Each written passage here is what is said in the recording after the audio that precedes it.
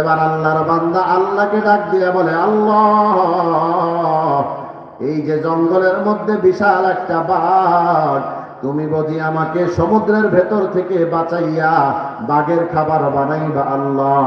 যেই মাত্র আল্লাহর কাছে বলে, অমনি কুদরতি ভাবে বাঘের জবান খুলে যায়। বাঘ ডাক দিয়া বলে, আল্লাহর বান্দা, তোমার কোনো টেনশন নাই, তোমার কোনো চিন্তা নাই।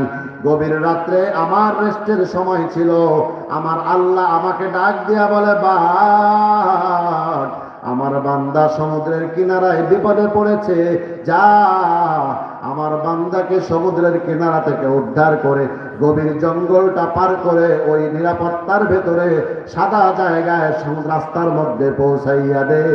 এবার ওই বাঘ আল্লাহর বান্দাকে ওই পিঠের মধ্যে উঠাইয়া গভীর জঙ্গল পার করে নিরাপত্তার ভেতরে রাস্তায় পৌঁছাইয়া দেয়। জোরে বলে আল্লাহু আকবার, আর যারা বলেন আল্লাহু আকবার।